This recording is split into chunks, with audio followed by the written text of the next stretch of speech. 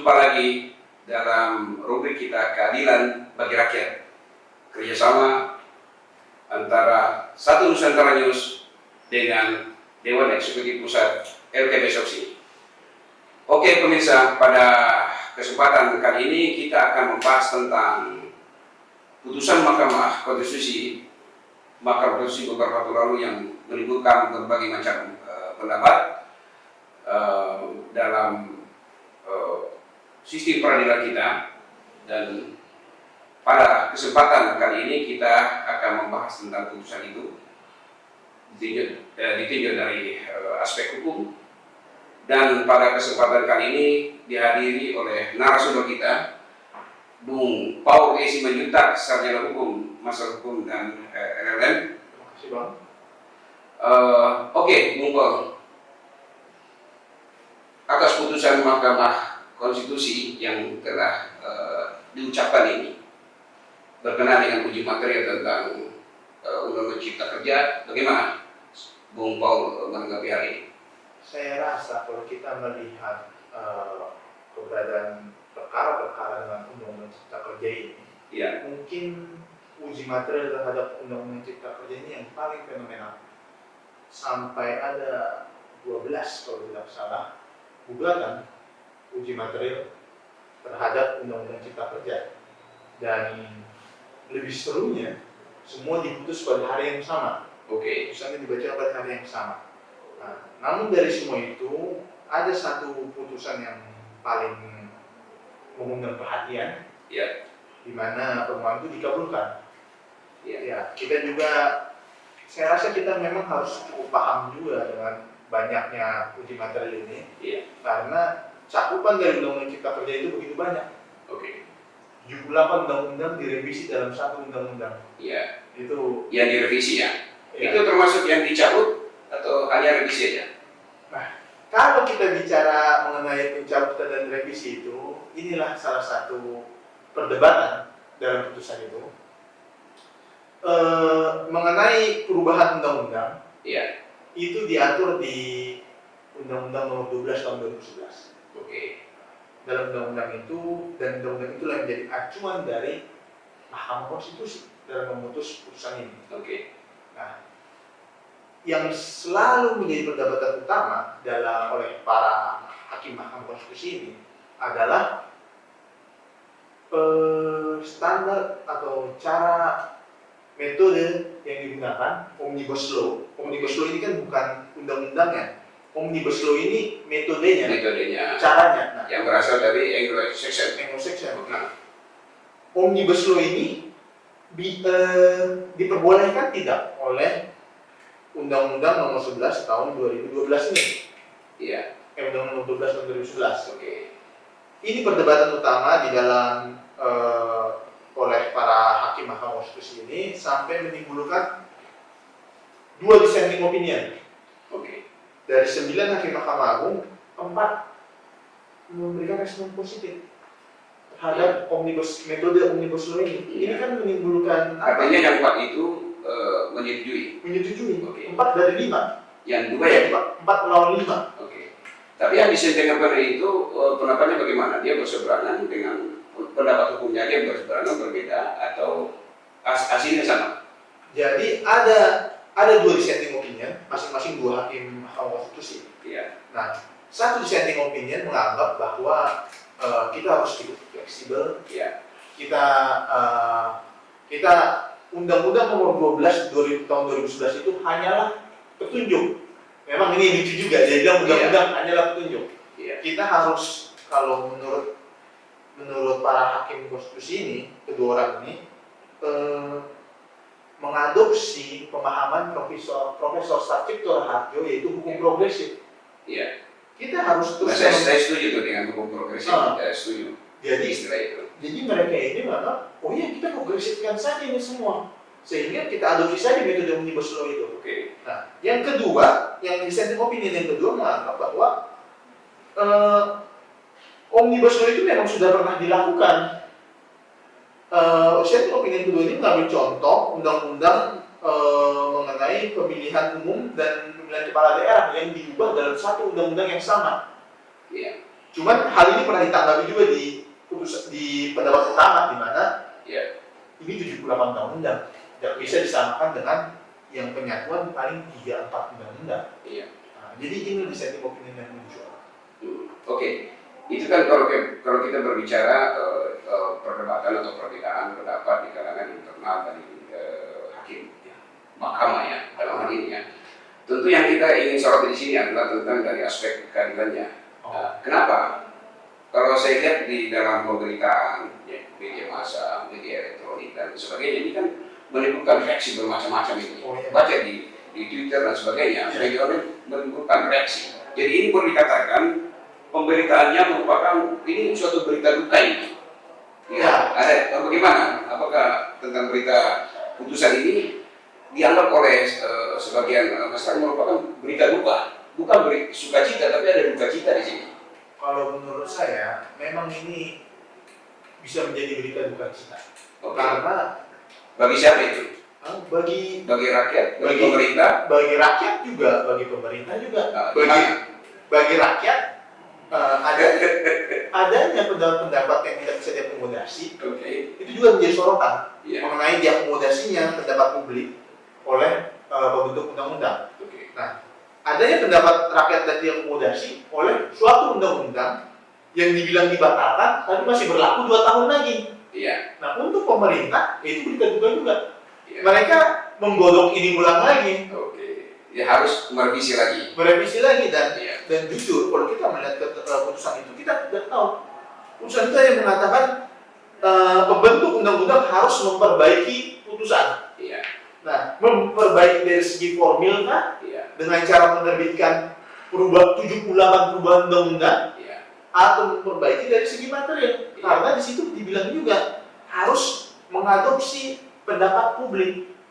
Jadi memberikan kesempatan supaya hal materi ini diubah. Oke. Ini jujur sangat Tapi membingungkan.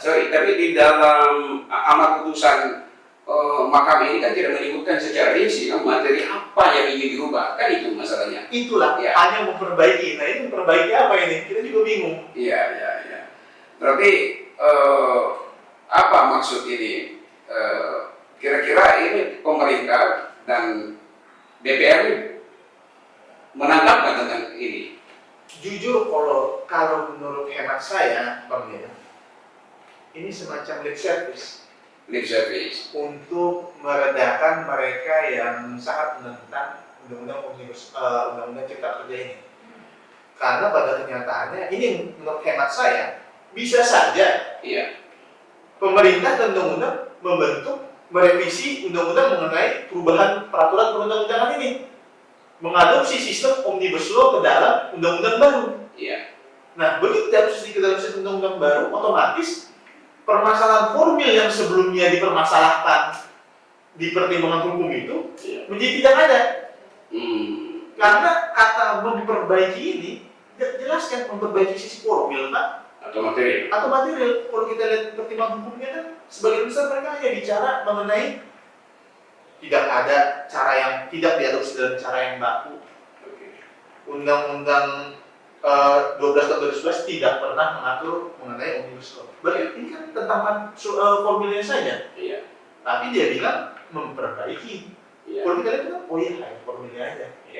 Tapi kalau kita lihat di dalam amar putusan itu, kan disebutkan bahwa ini memberikan kesempatan kepada pembentuk undang-undang untuk melakukan revisi dalam jangka waktu 2 tahun sejak saat putusan ini diucapkan oleh hakim mahkamah, kan itu.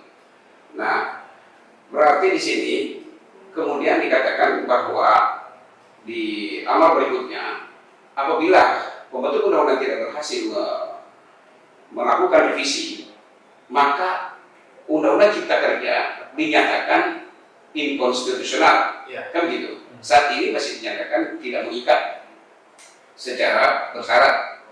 Secara bersyarat. Kan? 2 tahun.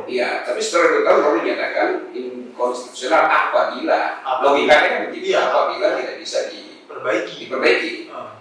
Nah, hanya permasalahannya adalah seperti apa tadi kemudian itu, seperti apa diperbaiki itu. Nah, perbaiki ini kan tidak ada ketentuan ini. Betul. Ini dengan memperhatikan putusan seperti itu, menurut pendapat dari Bung Paul ini putusan MK ini bagaimana?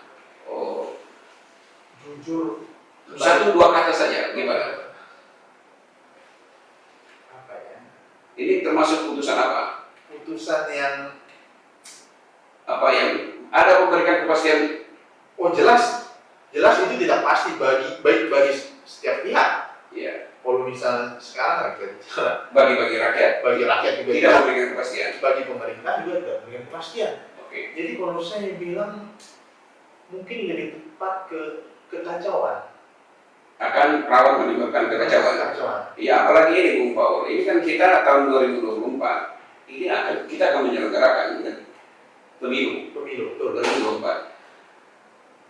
2 tahun kemudian, ini 2023, ini situasi akan luar biasa, nih, Iya. akan memanas nanti. Panas. Apakah ada kemungkinan putusan MK ini akan bisa menjadi bola panas nanti untuk menyerang 2024?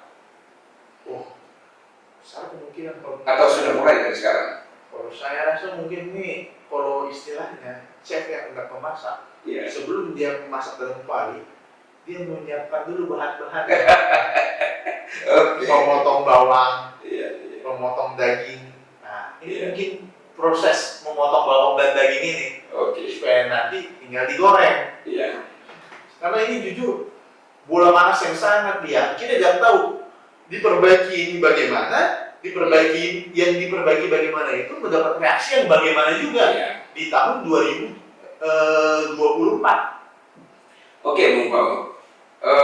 Masyarakat pada umumnya, ya, sudah hukum mereka itu kan ya, yang tentu yang akan menerima dampak dari Undang-Undang Cipta Kerja ini, statunya sedang diperbaiki. Sekarang masih berlaku Cipta Kerja kan, Ya. sepanjang begitu. Ya, apa yang sebaiknya dilakukan oleh masyarakat, rakyat Indonesia sendiri dengan merespon Undang-Undang Cipta Kerja? Kalau melihat keadaan seperti Sorry, merespon dari putusan MK ini. kalau melihat dalam keadaan seperti ini, Bang, saya jujur saya menyarankan masyarakat untuk pertama lebih kritis, Oke. dan lebih hati-hati. Ya. Dalam arti begini, bukannya kita tidak menyukai pemerintah atau tidak senang dengan pemerintah, tapi kita harus bisa menyuarakan apa kepentingan kita. Oke. Jangan mau jadi sapi yang dibawa ke tempat pembantaian. Oke. Nah, jadi kita harus, ya, bagus. kita harus lebih kritis. Iya. Itu yang pertama. Jadi rakyatnya, maksudnya rakyat dalam sini maupun para kelompok lain harus mengawal ini dalam mengawal prosesnya. ini lebih dan kritis. oke. Suarakan kepentingannya itu. Suarakan. Oke. Jangan kita dianggap diam saja. Misalnya UMP, ya suarakan. Nah, tapi yang kedua, gunakan cara yang tepat. Iya. Jangan gunakan cara anarkis. Iya. Ya lewat dialog atau menulis surat ataupun perlu melayankan gugatan uji material dan sebagainya. Tapi kan begini, yang pertama kali ini kan masyarakat sudah bereaksi keras luar biasa ini. Sebelum pembentukan Undang-Undang Cipta Kerja sudah ada demonstrasi di mana-mana tentang untuk melakukan penolakan terhadap Undang-Undang Cipta Kerja. Itu sudah ada reaksi. Kalau yang saya rasa reaksi yang sekarang yang terjadi menurut saya masih dalam namanya juga mengekspresikan. Sepanjang tidak ada perbuatan yang anarkis seperti merusak fasilitas umum, menurut saya ya tidak masalah. Tapi pertama yang paling penting dapatkan izin dulu supaya jangan nanti terjadi hal-hal yang tidak diinginkan. Yang kedua, taati prokes.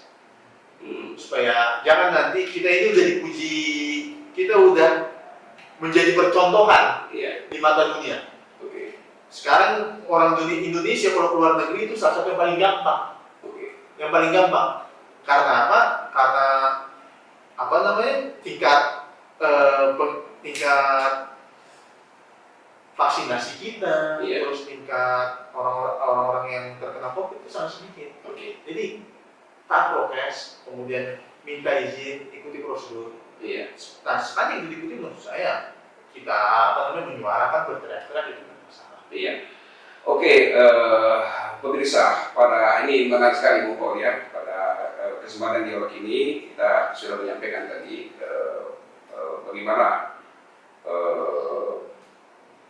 kejadian setelah putusan ini akan menimbulkan reaksi di mana-mana di tengah masyarakat. Bahkan terakhir Ketua Umum Partai Golkar, ya, Bapak Erlangga Hartarto, kebetulan Menko sudah menerima putusan ini dan akan melakukan perbaikan, akan menyerahkan kepada pihak DPR untuk melakukan revisi. Ya, demikian ya. Dan mungkin dari pihak kalau menurut saya ini pemerintah, pembentuk undang-undang, pemerintah bersama dengan DPR ini harus berlari bukan secara maraton, tapi harus berlari cepat, sprint, untuk bisa segera melakukan revisi agar tidak menimbulkan suatu menjadi bola panas di kemudian hari, terutama menjelang 2024 yang kita akan menyelenggarakan pesta demokrasi. Demikian Bung ya. Oke, demikian. Kemudian yang terakhir, rakyat harus tetap kritis, rakyat harus tetap menyuarakan suaranya untuk mengekspresikan hak asasinya agar bisa menyempurnakan. Kita mempunyai suatu undang-undang cipta kerja yang sempurna yang bisa menyerap keadilan bagi rakyat. Demikian mungkin itu dialog kita pada kesempatan kali ini. Tetap jaga prokes, maju terus, pantang mundur.